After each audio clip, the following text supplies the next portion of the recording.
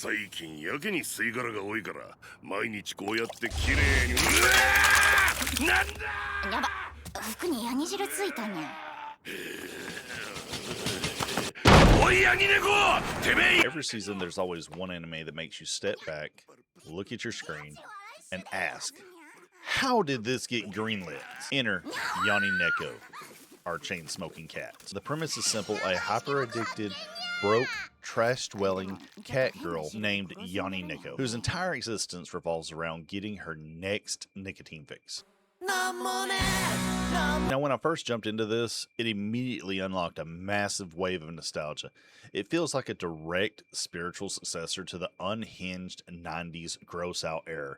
I'm talking Beavis and Butthead, Ren and Stimpy, or even the unusual grungy vibe of old MTV animation like Aeon Flux. Look, even though the show revolves around addiction, I'm not here to write a deep philosophical essay on it.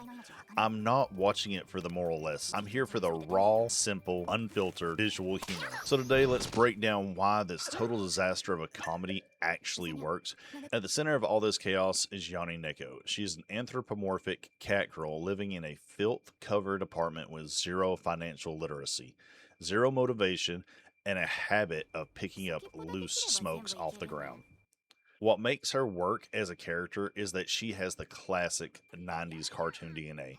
Remember when comedy didn't rely on massive multi-paragraph explanations, but just pure physical slapstick? That's Yanineko in a nutshell. The gag mechanics are simple.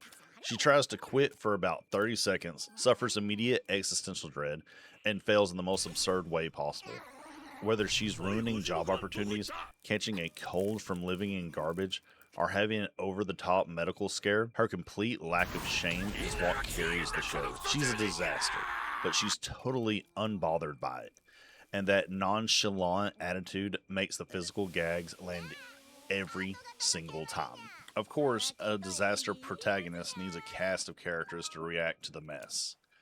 First, you've got Imoko, Yanineko's younger sister and the absolute long-suffering straight man of the series. Half the time, she has to visit Yanni wearing full protective gear just to survive the apartment's atmosphere. She brings that rare bit of sanity to the show, acting as the anchor while Yanni spirals. Then you have Yukuto, the neighbor who is living on a completely different plane of reality.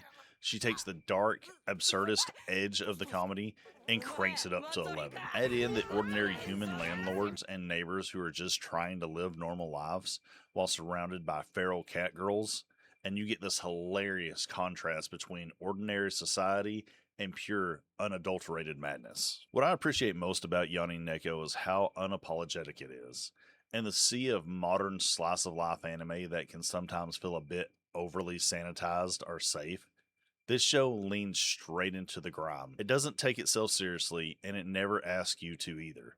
The animation style embraces the ugly, hilarious moments, exaggerated reaction shots, rapid fire pacing, and gross out gags that don't overstay their welcome. It's dumb, fast-paced fun. It takes simple human flaws, procrastination, bad habits, total executive dysfunction, and exaggerates them until they're utterly ridiculous. You don't need a 30-minute lore dump to get the joke. You just sit back and watch the chaos unfold. At the end of the day, Yanineko is a hilarious, self-aware trash fire of a comedy. It's definitely not going to be for everyone, especially if gross out humor isn't your thing. But if you grew up on that raw 90s cartoon energy, it hits a very specific sweet spot. Where do you stand on this? Are you enjoying the simple, unhinged humor? Or is it a bit too much garbage-dwelling energy for you to watch?